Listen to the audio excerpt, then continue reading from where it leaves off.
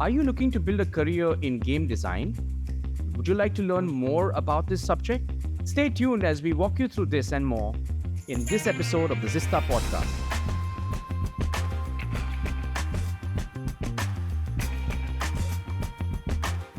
Welcome to the Zista Podcast, where we invite industry leaders and academicians to answer queries that students have within a specific subject area. Our session today is rather interesting. We're going to focus on game design, and joining me today is Professor Fabio Zambetta from RMIT University. Thanks for joining us, Fabio. Thank you for having me. Before we get in, I'd just like to start, with a small introduction for you, if that's okay. So for students out there, let me tell you a little bit about Fabio. He's an internationally recognized research leader in AR, VR, games technology, and real-time simulation. He leads projects with industry partners such as Village Roadshow, Microsoft, and GitHub. And he's currently the Associate Dean for Artificial Intelligence in the School of Computing Technologies at RMIT. He's also been the program manager at RMIT for more than 16 years, and he's managed programs such as games and graphic programming, computer science, and software engineering. So thank you, Fabio. We really appreciate you making time for this session. Thank you for being here and talking on this subject. No worries at all. Happy to talk about game technology any day of the week. Yeah, that's the thing with games, right? I mean, if you're in it, you're in it. You're in it to win it. And if I can just use that cliche phrase, but people who love gaming want to kind of explore more. They want to explore what kind of careers I can do in this line. Is it lucrative? That's the kind of questions that they have in mind. So what we've done is we've got a couple of things that I'd like to ask you. Starting with, what do you see are some of the trends and innovations that are shaping the future of game development? Let's assume I'm an aspiring student. How would I keep up with them? Yeah, so certainly people would be familiar with terms nowadays as generative AI and ChatGPT and all these sort of technologies that are really revolutionizing AI and lots of the software development world. This new and upcoming changes are also investing in the games industry because these technologies can now be used to actually create content for games, right? So this is going to some extent very much change the role of game designers, of the content producers in the games industry, because to some extent these tools are going to be weaved into the palette of tools they're going to be using to create 3D models and imagery or sound or whatever else. And of course, at the moment, there is a little bit of resistance. When 3D first was introduced, artists started to panic, or, mathematicians panicked about calculators in the past, right? But realistically, these tools are here to stay, and they will become part and parcel of how artists generate art in the future. And they will still be in command, but these tools will help them. And to some extent, these tools are also helping games programmers and software engineers. There is this very well-known tool created by GitHub called Copilot that also allows to pre-generate part of the code that then the games programmers will be writing. So to some extent, these generative AI tools are really the new thing that is coming up. And so what I would suggest for any prospective student interested in any of this is, well, a combination of formal training, get a degree and, of course, study and be good in AI and study your maths, study your graphics and so on and so forth. But also, listen to podcasts, listen to such as this one, or others on YouTube and so on, and try to get to know the latest and greatest trends. I remember as a student myself, that's how I started off. So you need to be really keeping up with what's out there, particularly now because there is a lot going on. Awesome. I think that's all rock solid advice. Being familiar with the subject matter is really important, and keeping your eyes and ears open, following, thought leaders or, even blogs on this subject, I think really help. Podcasts are great. And there's a ton of great content out there on YouTube. Absolutely right, Fabio. I wanted to ask you, can you recommend suppose if I'm looking for inspiration, and I want to really learn this subject, how would I go about it? Yeah. So once again, I think it's a combination of different sources. This is what I've been telling, the students I've taught over, now more than 2 decades. It's a combination of formal training. So, enrolling in a solid degree is always a great thing because you're going to be learning from people who are good at this, have been good at this for a long time, but also networking with potentially future colleagues. So there's that aspect that is really critical in having a formal kind of education. But then on top of that, you really got to keep your eyes peeled, as I was saying before. So, YouTube channels, local organizations. So, the International Game Developer Association has usually local meetup groups Right. where game developers hang out. So never underestimate this. It's really important to network with industry people, rock up to those meetings, get to know your people locally and so on. But also see what's out there, right? So as an example, every year there is an International Game Developer Association conference, the GDC, where new games are presented and, game developers talk about what they've done. And IGF, the International Game Festival. And so this is more of a independent twist. So these are developers that are not necessarily connected to the majors. Sure. And this is where the experimental stuff happens. And it's really very inspirational to see what some of the independent game developers are capable of. So I think it's a combination of formal training, seeing what's going on out there, both at the international level and at the local level, right? I think that's interesting. And, thank you for highlighting IGF and GDC. Both of them are really nice sources for learning, for keeping up with the industry, and definitely for networking with peers. So that's fantastic. I'd like to move on to another question, and I think this is something which is very relevant in the current day and time. So you're passionate about gaming, and that's exactly why you're getting into it, right? And you need to as a professional, you push yourself to keep doing more, to keep churning out better outputs at faster rates. So how do you balance that passion and professionalism? How do you avoid a burnout? Yeah, it's a very good question, and a question that is a very difficult answer. There is no straight answer to that in a way, because to some extent, what the balance is very much depends on the individual. My good balance may be different from yours, and so on. What I usually tell my students, and what I tell colleagues as well, now that I am an associate dean, I also manage quite a few people who report to me, right? So this is very true of us as academics, or anyone. Um, it's a learning process. Of course, people who get into games are very passionate about learning about games, making games, and so on. And I remember as a younger version of myself, I was pouring an incredible number of hours. So, of course, when I started having a family, that had to be self-regulated to some extent because I had to give up some of my personal time for the family. To some extent, it's a learning process of learning to listen to your body and to yourself, and learning to manage the different things that happen in your life as well as your career, right? So, of course, you want to strive to have a satisfying career, but I always tell my students, having a satisfying career shouldn't come at the expense of your physical and mental well-being. Burning out is very real. Of course, we experienced this throughout COVID to a large extent because of all thousands of online meetings and whatnot, online study. So I think it's really important that has raised awareness around trying to balance things out. What I find useful for me is making sure that as I do my work, I try to keep my work really tight and focused, and then have frequent breaks, mini breaks in between these very concentrated bouts of work. I'm not saying it's a universal formula. Other people like to do their work in very different ways with loud music and whatnot. But yeah, I've actually found my recipe in a way, and I never really burnt out. I'm a very active person. I practice a couple of sports, and I try to have other things in my life to balance things out. Absolutely. I think that's good advice. I wanted to also ask you about building a competitive portfolio.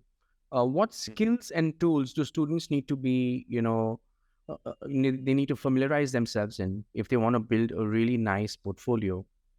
Yeah. So really never underestimate the importance of a portfolio to get a job in the games industry. That's probably the main piece of information that the games company is going to be looking for, even more so than your degree or any other certificate or whatnot. So they really want to see that you have skills. Now, of course, the specific tools, they vary on a daily basis. They change a lot. And of course, artists, designers, and programmers are different tools of the trade. At a more general level, at a meta level, what is really important to show is that, of course, you have mastery of some tools. That's fine. But you are a problem solver, right? Okay. So you need to show that to some extent, this might be even a university assignment or a personal project. You actually managed to frame a game concept or a piece of game technology, whatever it might be. And very important skill, you started it and you finished it. Right. So this is something that they value, to the extreme, because it's very, very easy for game projects to start and die. There are, thousands of game projects that never see the light of day. So it's really, really critical that you show that you picked up an idea, you run with it, and you completed it. It might be a game project, a uni with 6 people. You're going to be able to show this is what I've done within that. Sure. And then, of course, within that, if you're a game programmer, of course, you should have your portfolio on GitHub, your source code. If you're an artist, you might have some of your art on the DeviantArt or other similar website, of course, right? That's nice. It shows that you know the tools of the trade. But what's most important is almost the meta level, right? You are able to be a responsible developer. You have ideas, you implement the ideas, and you see them through. I like the point you made about, even if you're working in a group project, it's perfectly okay to include that in your portfolio. All you need to do is highlight the role that you played. And another point that you made, I kind of resonated with, which is once you start something, finish it. So you need to have that grit and determination to actually go through with what you've started, because it shows that you'll actually do that in the real world when you take up an assignment in a company, right? Yeah. Let me ask you an interesting question, Fabio, in terms of do you see game design as a lucrative career? Yeah, so the question is, can I have multiple answers? It is once again a great question with many different possible answers. I'd say it's a career that in terms of how lucrative it is quite in line, especially for the software engineering side of it, with most software engineering jobs. And of course, the more senior you become, the better it becomes relative to seniority. So as a junior, it's average, but then it starts getting better and better as you become a lead or a senior or a lead or a principal. So it gets much better. The games programmers are usually paid better than artists and designers, but Okay. that also changes quite dramatically with seniority, in the sense that in general, software engineers are paid best. However, some of the game designers out there are really super rock stars, right? So they can get incredible salaries because their name is attached. It becomes almost synonymous with the game, right? And so there's a little bit of variance. That's why I was saying it's hard to tell exactly what do you mean by lucrative. It can vary quite a bit. After all, it is a creative industry, so the same would apply if you were thinking about the movie industry. Is it lucrative? Yeah, of course it is. But what does it mean for the individual? Well, your mileage may vary, obviously. Now, having said that, something that probably some of the students who might be listening to this have not considered, and this is something I tell my students as well quite a bit, is that making games for entertainment is one path. More and more, there are jobs around simulation, robotics, and all manner of accessory areas, simulations in augmented and virtual reality and so on. The skill set required is exactly the same. However, you end up working sometimes for large corporations deploying training systems or, military systems or something else. Now, the pay in some of those assignments could be even better, in fact. Very often it is, especially if, say, you're paid by defense or, some very large corporate clients. So there are now broader career pathways as well that were not there, say, when I was a young version of myself, that open up and give better career opportunities or multiple career opportunities as well. Sure. In the sense that you can work for a games company, for defense, you can work for, consulting. Simulation, right. Absolutely. And there's an entire trend of, a lot of organizations looking at gamification, bringing gamification to some aspect in terms of their product or service experience to make it more fun and engaging for consumers. So that again, I'm sure will open up a whole host of jobs and career opportunities. And the right way to go about it is to, I feel, choose what you really like doing, and if you do it really well, then a good salary will follow. So you should not choose a line based on how much the starting salary is. Rather, you should choose a line or an area within that spectrum which resonates with you, and then you can do well because that's what you'll enjoy doing. You'll do it well, and of course people will then recognize you for your work and pay you well. Yeah. So, Fabio, I see that, in terms of your profile as well, you've also done work in the defense and aerospace sector, right? You've worked with Lawrence and Wackett as a deputy director for autonomy and automation. Can you tell us something about that? Yeah, sure. So once again, this is in fact pointing case of what I was saying before. Game technology was quite narrow at one point, but then defense started to be interested in games, and so this is also part of my professional career of starting to do work on AI in computer games and immersive simulation, virtual reality, and then defense started to be interested in that. And so one very large project that I've directed, for Sir Lawrence Wackett Center, is being in collaboration with the large multinational defense prime. So what we have done in that project is really fascinating. We have recreated digital replicas, sometimes called digital twins of, a whole range of off-road environments, right? Okay. And in fact, we also had a procedural system to generate a multitude of those off-road environments. Okay. And then what we would do with the environments is generate sensory data out of those 3D virtual environments. What I mean by that is, RGB camera streams, accelerometer data, a LiDAR, all simulated, all fully done in simulation. But then this data would actually be used to train AI systems that drive real cars, right? Okay. And tanks and trucks. So pretty much what we've done through the project is contributing a mechanism for augmenting, extending the real world training data that trains real military vehicles. And the importance of that is that capturing real world data is very expensive to do, right? Sure. Takes time, takes money. And, lots of people sometimes also have to, annotate the data to some extent. Right. But if we can generate those virtual environments, basically, we can save many months, year, month of work, right? And that's exactly what's happened. We could just press the button and generate, terabytes of data in a few minutes. Fantastic. That's really interesting.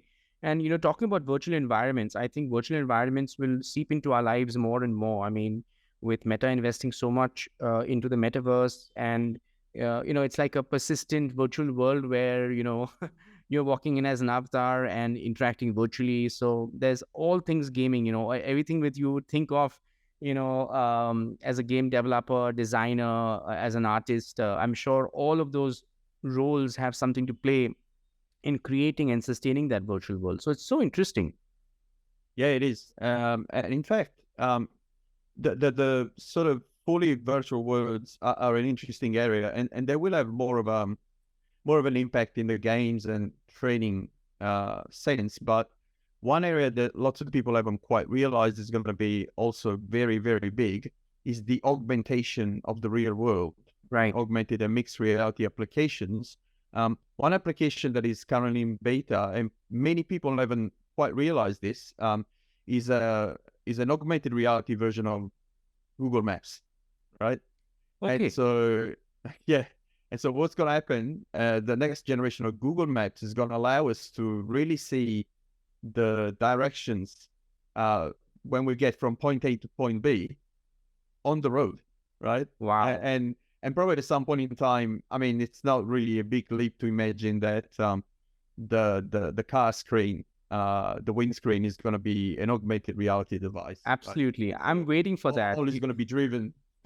Yeah. I would love that, Yeah, where you're too, sitting and on your screen, you see the physical road, and there's a nice bright yellow arrow which says, go right here, or go right here or go left here. So that would be so interesting. Yeah. And the funny thing is, if that happens, then suddenly you will see people stopping in the middle of the road because they will be like, oops, I don't see an arrow now. So yeah, if you lose network and your map stops working as intended, it's going to lead to really funny scenarios. Yeah. Hopefully the cars will be autonomous by then. Okay. All right. Thank you, Fabio. Thank you for making time for this session. I've really enjoyed interacting with you. I've learned so much, and it's so great to have you here and talk with you about this subject as a subject matter expert. So we really appreciate you making time for this. Absolutely, my pleasure, Amit. Thank you. I hope you enjoyed this episode. Subscribe to us on YouTube to get more episodes like this. And if you'd like to tune into an audio podcast, you can catch us on Google, Apple, and Spotify. Our handle is the Zista Podcast. Till we meet again, we'd say, stay curious.